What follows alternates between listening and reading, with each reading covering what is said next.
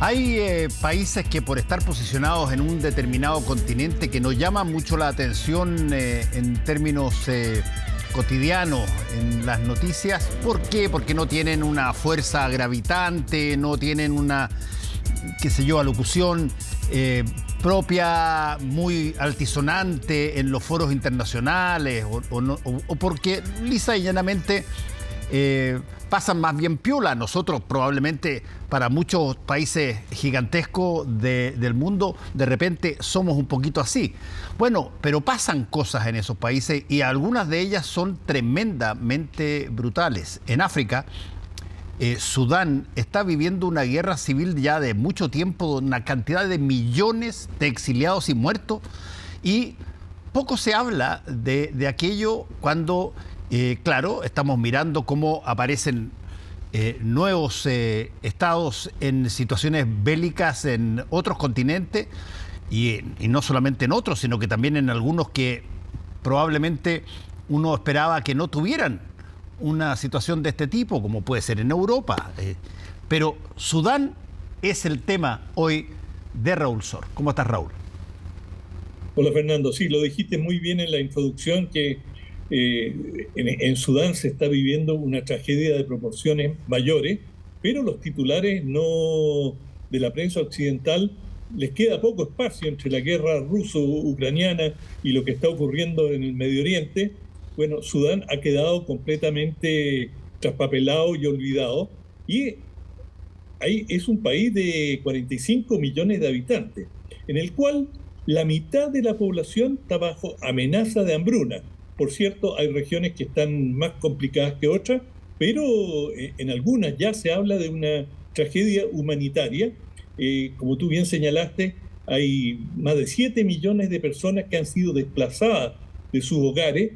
Varios millones han tenido que salir al exilio a países vecinos, y la guerra misma, las personas que han sido alcanzadas por los tiros, los cañonazos, ya superan los 15.000.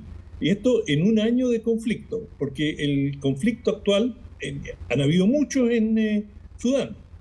A lo mejor algunos recuerdan que en el 2003, perdón, una organización paramilitar, los Janjaweed, y estos Janjaweed eran una fuerza paramilitar y que entraron en una provincia de Sudán llamada Darfur.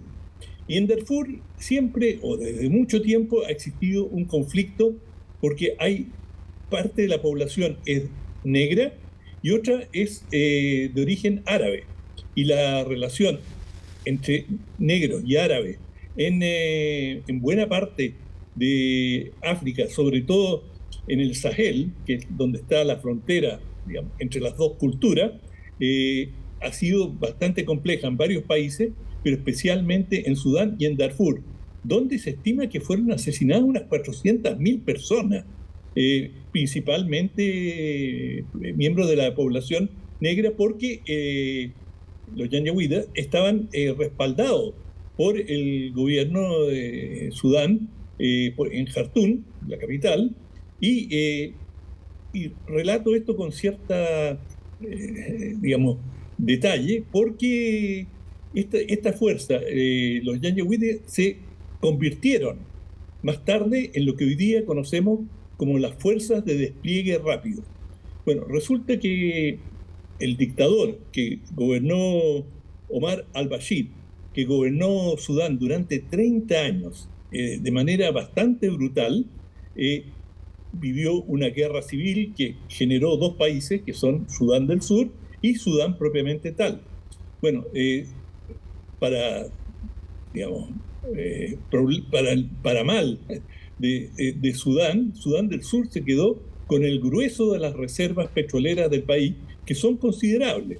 Por lo tanto, allí ha habido una animosidad enorme, y hay que decir que antes que se separaran, se creara Sudán del Sur, estuvieron 22 años de guerra continua que devastó el país. Y esto, si uno se remonta más atrás, es el resultado directo del colonialismo inglés que en conjunto con Egipto, a finales del siglo XIX, invadieron Sudán, lo tomaron y lo comenzaron a administrar.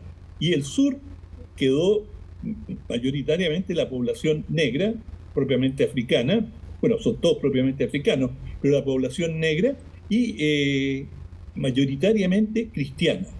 Y en el norte, que es donde se está viviendo la guerra actual, quedó una población mayoritariamente musulmana, pero con algunas provincias, como Darfur, que tenían una gran participación de población negra.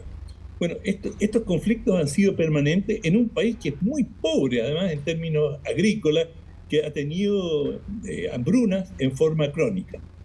Bueno, cuando cayó Bashar al-Assad, Omar al-Bashir, perdón, se generó una situación en que los militares tomaron el poder, hubo un pequeño periodo democrático que duró poco, y estas dos fuerzas, el ejército regular y las fuerzas de despliegue rápido, se hicieron del poder y llegaron a un acuerdo de cogobernar.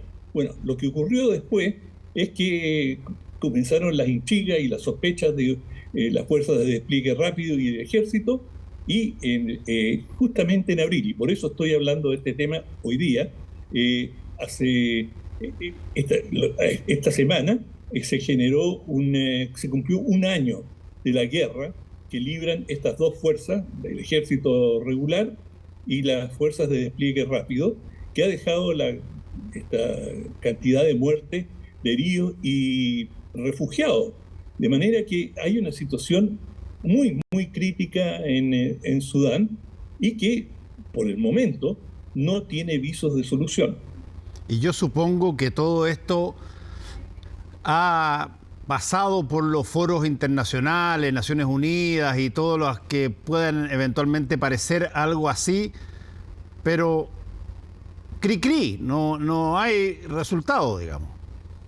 Exactamente, y justamente ahora se ha realizado una conferencia para conseguir ayuda para Sudán en París, y bueno, muchos países han ofrecido sus buenos oficios, pero lo cierto es que la matanza y la violencia de la guerra que se está librando allí, en que ha habido ningún respeto por los derechos humanos, especialmente por parte de la Fuerza de Despliegue Rápido, que ha cometido, hay denuncias muy fundadas de los crímenes y atrocidades que han cometido, pero el ejército tampoco está exento de acusaciones, y por el momento, aunque el ejército es más numeroso y está mejor distribuido en el país, y que teóricamente debería ganar esta guerra civil, todavía están muy lejos de lograrlo, porque en cierta medida la Fuerza de Despliegue Rápido tiene mejor armamento, aunque no tiene fuerza aérea, pero tiene muy buen armamento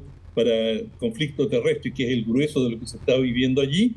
Tiene las mejores, digamos, podría resistir todavía por muchos meses, si no años. Ahora, dime una cosa, Raúl, tú lo mencionaste ahora al final.